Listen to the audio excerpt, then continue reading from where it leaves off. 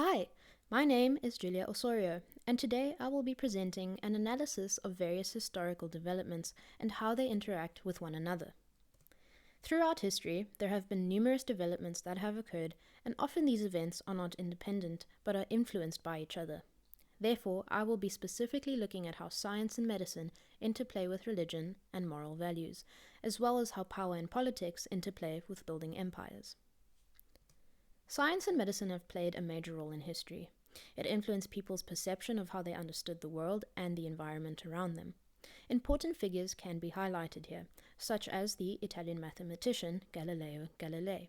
His discoveries led to an understanding that the planets revolved around the sun, as opposed to the Earth being at the center, which is what was believed based on religious doctrine.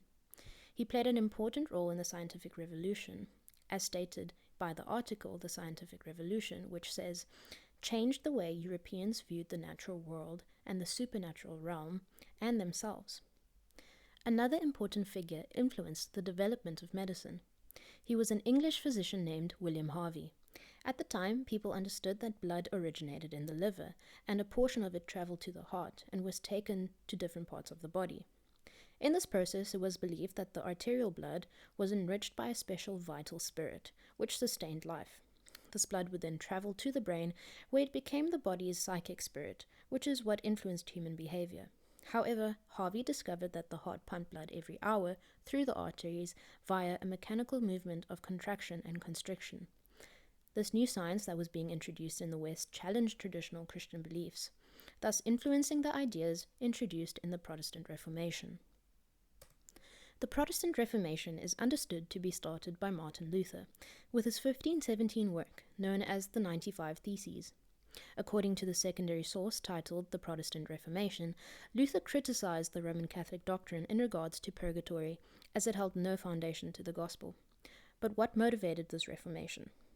Mainly, it was a theological matter. However, other factors did play a part, such as the rise of nationalism, Western schism, which was a turning away from the faith and the authority of the Pope, the perceived corruption of the Roman Catholic Church, and new thought that was brought in by the Renaissance, which questioned traditional thought.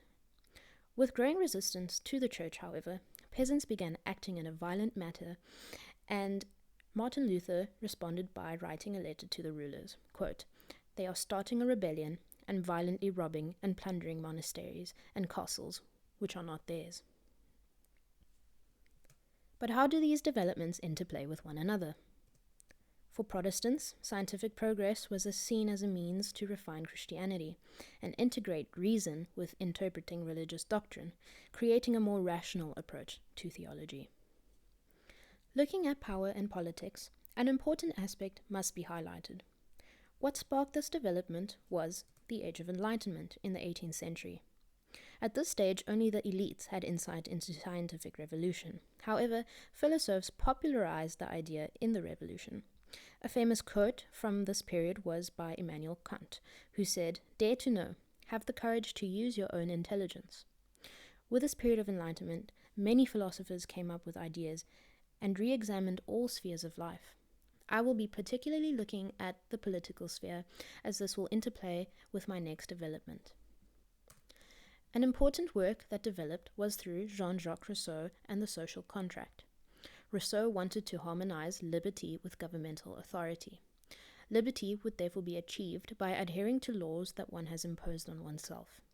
It is argued that Rousseau's ideas influenced democracy. However, others viewed his ideas as totalitarianism. An example of Rousseau's ideas can be found in Karl Marx's Communist Manifesto.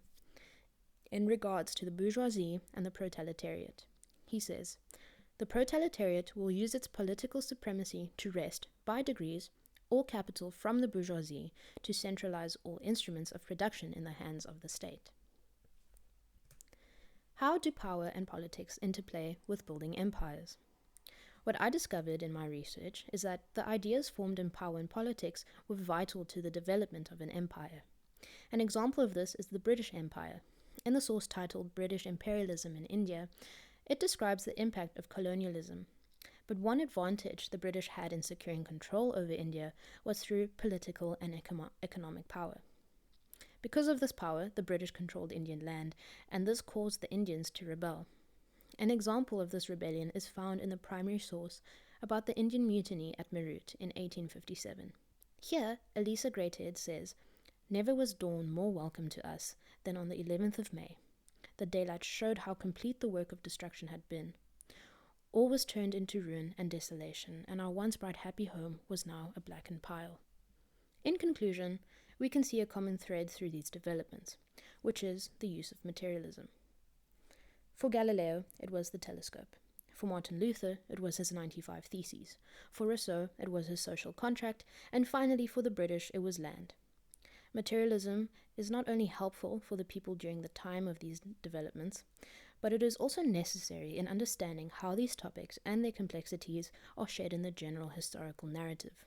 These objects connect us to history and can withstand the test of time. Thank you.